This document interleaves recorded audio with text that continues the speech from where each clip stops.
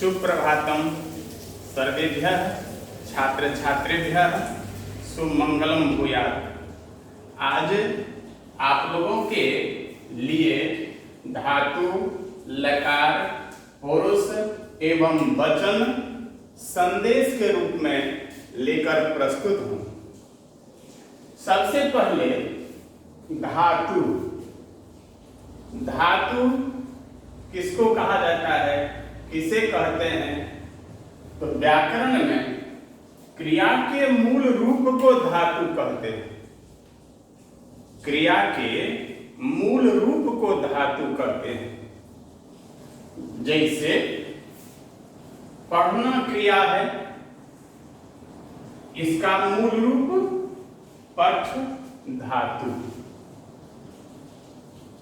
पठ धातु क्रिया पढ़ना। क्रिया किसे कहेंगे? जिससे किसी काम का करना या होना समझा जाता है उसे क्रिया कहते हैं।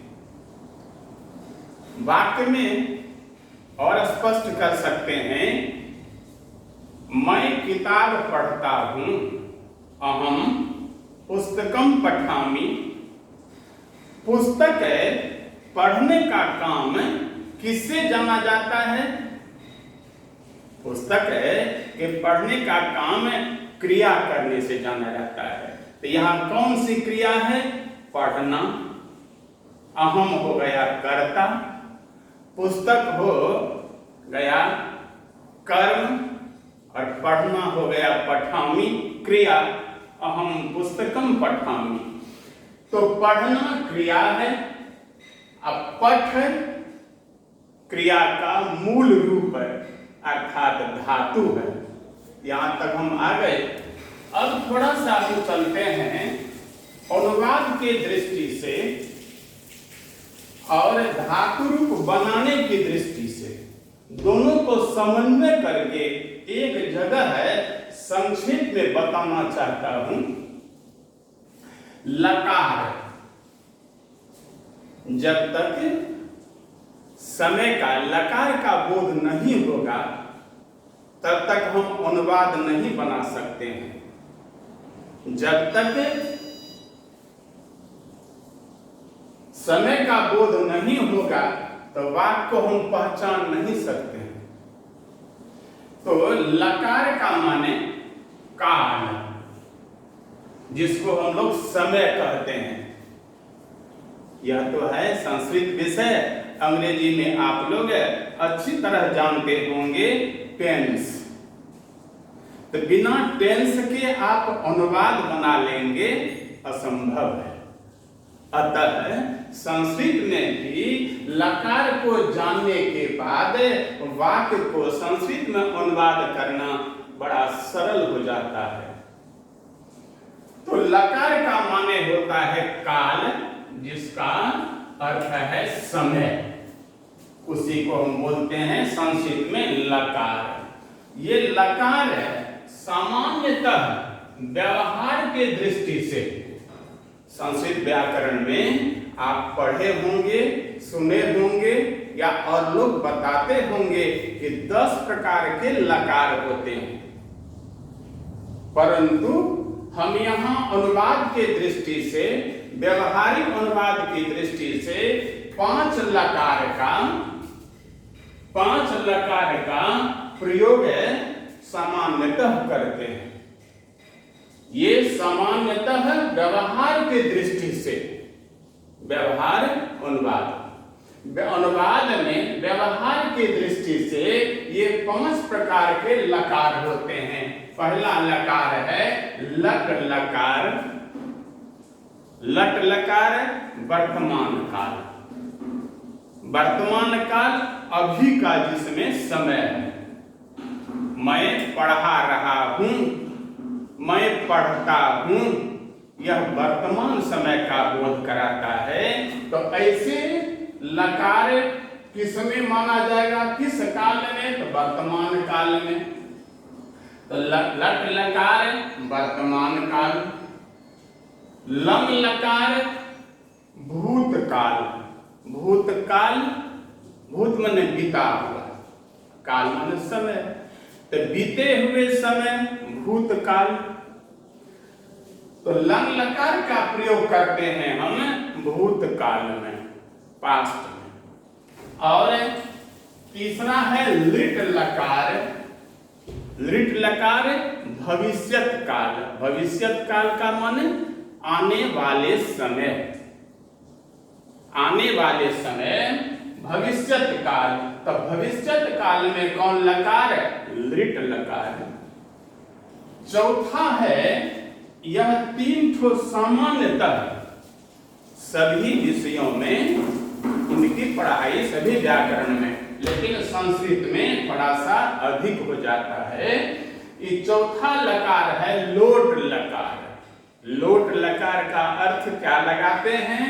आज्ञार्थक काल, आज्ञा अर्थ वाला काल। जैसे कैसे? आज्ञा, पढ़ो, बात मत करो, जाओ, बाहर जाओ, ऐसा जो आज्ञा देते हैं, ऑर्डर करते हैं, ऐसे आज्ञा वाले काल लोट लकार में होते हैं। यानी लोट लकार का अर्थ हुआ आज्ञा अर्थक काल। पांचवा में हम आ रहे हैं, अब है विधिलिंग लकार। विधिलिंग लकार कहाँ प्रयोग होता है, क्या है? तो विधिलिंग लकार का प्रयोग चाहिए अर्थ में होता है। इसका अर्थ क्या लगाया? तो चाहिए अर्थक काल। पढ़ना चाहिए, जाना चाहिए, सुनना चाहिए, आदर करना चाहिए, निवेदन करना चाहिए, इस तरह के जो वाक्य होते हैं, उस वाक्य में विधिलिंग लकार। विधिलिंग लकार का अर्थ चाहिए अर्थक काल। यहां तक आ गए। अब हम क्या देखते हैं कि अनुवाद में चलते हैं, और जब हमको धातु रूप बनाना होता है, तो धातु रूप बनाने के लिए पुरुष का जरूरत पड़ता है और वचन का जरूरत पड़ता है। हम यहाँ लिखते हैं पहले प्रथम पुरुष, मध्यम पुरुष, उत्तम पुरुष। यहाँ ऊपर में एक वचन, द्विवचन और बहुवचन। एक वचन एक व्यक्ति का बोध है, एक वस्तु का बोध है, एक स्थान का बोध। द्विवचन जब दो रहेगा तो दो का बोध कराएगा, और दो से अधिक, तीन या तीन से अधिक जब हो जाता है तो वह होता है बहुवचन। तीन वचन नहीं, बच्चे भूल से कह देते हैं एक वचन, द्विवचन, तीन वचन। जी नहीं, एक वचन, द्विवचन और बहुवचन। तब यहाँ पुरुष का प्रयोग करते हैं तीन तरह के पुरुष, प्रथम पुरुष, मध्यम पुरुष और उत्तम पुरुष।